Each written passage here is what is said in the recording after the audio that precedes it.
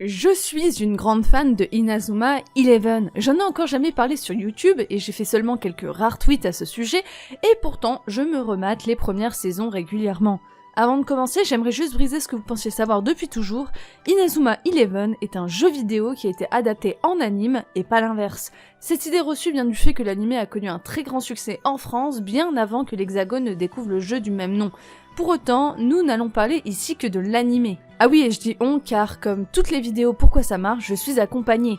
Et aujourd'hui, c'est Alexane qui présentera cette vidéo avec moi. Et le Nakamas, Alexane, j'espère que vous allez bien les gars. Tout comme Léa, je suis aussi un très grand fan d'anime, de manga et bien évidemment, vu le sujet de la vidéo, d'Inazuma Eleven, et d'ailleurs merci à elle pour l'invitation. Si les précédentes vidéos parlaient de deux piliers du Neketsu, aujourd'hui nous allons évoquer un anime qui a marqué l'univers du sport et surtout du football. C'est parti pour découvrir pourquoi Inazuma Eleven a marqué notre génération. L'univers. Au début de l'anime, on pourrait presque croire regarder un tranche de vie. On retrouve nos 7 joueurs de l'équipe Raymond dans leur collège, on suit leur aventure et leurs amitiés. On voit l'équipe grossir et progresser. Et pourtant, quand tu regardes l'anime d'Inazuma ou que tu joues aux jeux vidéo, tu seras transporté assez rapidement dans un univers composé d'un football fantaisiste, où on ne réussit qu'à la force de ses efforts et sa détermination. Car bien évidemment, le talent ne fait pas tout dans ce monde-là autant que dans le vrai foot. Entre matchs sous pression et techniques incroyables dignes de n'importe quel shonen japonais, tout dans cet univers est fait pour plaire aux plus jeunes comme aux plus vieux. On reconnaît très vite la patte du studio OLM avec un humour et des couleurs qui se rapprochent énormément de celles de Pokémon. Là encore, pour cet animé, on suit la recette classique du Neketsu avec un personnage principal, Mark Evans, qui veut devenir le plus grand gardien de tous les temps et qui veut emmener son équipe aussi haut que la légendaire équipe Inazuma Eleven. Une équipe qui semble avoir disparu après un terrible accident. Ce qui a également très bien fait fonctionner l'anime, c'est l'intrigue qui va se cacher derrière, ce qui pourrait sembler être une simple compétition de football intercollège. Ce qui aurait pu être assez chiant au final. Et c'est pas faux ce que tu dis, parce qu'au premier coup d'œil ça pourrait être chiant, mais finalement quand tu creuses un petit peu l'affaire, tu vas trouver de la manipulation, de la triche, et surtout des actes criminels afin de trafiquer les résultats. Et potentiellement tuer les joueurs aussi. Des actes qui semblent se perpétuer en tout cas depuis des années, et qui rendent l'anime bien plus palpitant. Car oui, vous venez de le comprendre, Inazuma possède une part bien plus sombre que vous ne le pensez. Il y a une sorte de légende obscure autour de l'équipe Inazuma Eleven, une histoire taboue dont personne ne connaît vraiment les détails, qui fait qu'elle est définie comme une équipe maudite.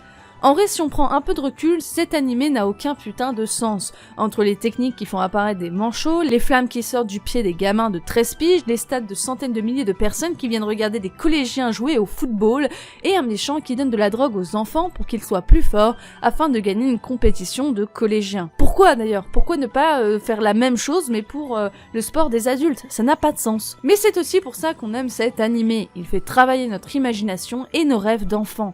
Et ça, c'est le feu, comme dirait Axel. Bon, en vrai, Axel n'aurait jamais dit un truc pareil, hein, parce que il est beaucoup trop stylé pour ça. Les personnages.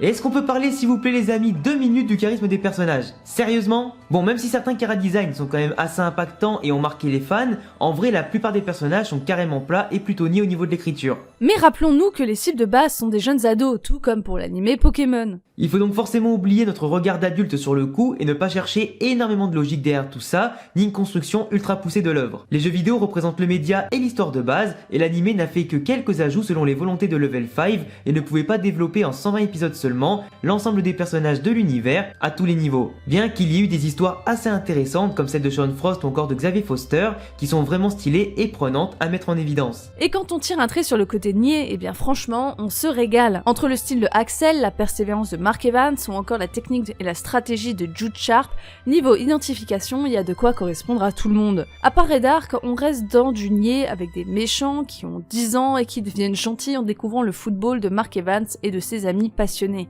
Bref, encore une fois, on ressent la patte du studio OLM avec des personnages enfantins et assez plats. Mais bon, faut se l'avouer, ça ne change rien au fait qu'on s'attache très vite au scénario et aux personnages. Perso, j'avoue que j'aimais beaucoup Jude. Pour ma part, j'ai le cœur qui balance un petit peu entre Axel Blaze et Xavier Foster, qui sont pour moi deux personnages qui sont déjà de une très charismatiques, de l'autre côté très puissants, qui ont su marquer les fans à travers les nombreuses générations d'Inazuma Eleven, et aussi parce qu'ils sont attaquants tout comme moi dans le football, donc forcément je vais rapidement plus m'identifier à eux qu'à d'autres personnages. Et vous, c'était qui votre personnage préféré? Dites-le moi en commentaire. Mark Evans, le protagoniste. Le capitaine de l'équipe des Raymond est Mark Evans, un goal pas comme les autres, reconnu pour son enthousiasme, son énergie et son leadership. Bon, j'avoue aussi que son talent et ses techniques qui ne cessent de se développer au fil des épisodes est également transportant. A-t-on là un personnage classique du Neketsu? Entre l'amitié qui pousse à aller puiser dans ses retranchements, les entraînements à répétition et l'entêtement digne des personnages les plus butés de l'univers manga, on peut clairement dire que Mark Evans est un classique du genre. En plus de ça, sa naïveté et sa gentillesse nous poussent tous à l'aimer sans limite. Le fait aussi de voir un personnage qui pousse tout le monde à se dépasser et à galvaniser autant ses amis que les spectateurs par ses grands discours, avec des retournements de situation vraiment improbables, ça a vraiment de quoi donner des frissons. Avoir un héros qui part également de rien, d'un niveau zéro et qui finit par devenir une véritable référence et légende de ce monde, ça donne forcément envie aux plus jeunes et aux fans en général de continuer à suivre sa progression et pourquoi pas à jouer au foot aussi. Exactement, et encore une fois on a là un réel modèle d'identification et qui permet aux plus jeunes de rêver. Le marché. Parce que comme je le dis toujours, le marché est juste essentiel. Je ne travaille pas dans le marketing pour rien. On a beau faire un super animé, si à côté il y a un animé qui fonctionne déjà sur le marché, vous pouvez être sûr que le vôtre va bider, ou du moins fonctionner qu'il l'aurait dû. Du coup, que se passe-t-il du côté d'Inazuma Eleven ? L'anime sort en 2008 au Japon à raison d'un épisode par semaine et se termine en 2011. Il apparaît pour la première fois à la télévision française en 2010 sur Disney XD pour ceux qui avaient la chance d'avoir plein de chaînes et sur Gulli pour les pauvres d'entre vous. Comme moi, voilà. À cette époque, les animés sportifs qui faisaient fureur étaient très peu nombreux. Capitaine Tsubasa est terminé depuis longtemps et les fans sont déjà grands. En bref, en 2008, il n'y a pas d'animé de football et en 2010 en France non plus. Le marché est donc libre et les fans de football attendent que leur cœur soit conquis, comme l'a fait l'école des champions et Olive et Tom il y a 10 ans.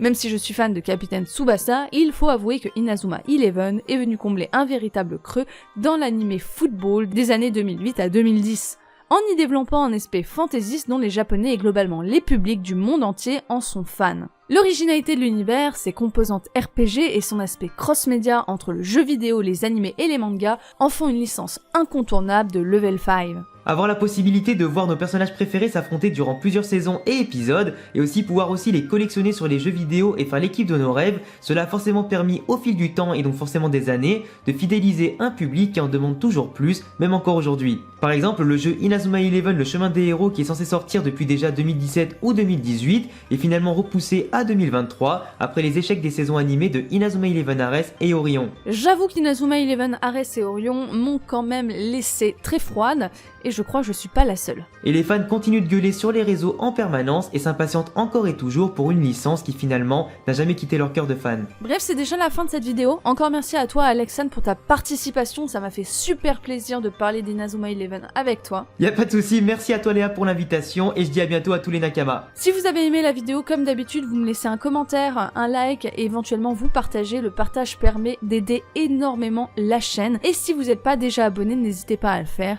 Bien entendu, la chaîne de Alexandre est en description et à la fin de la vidéo.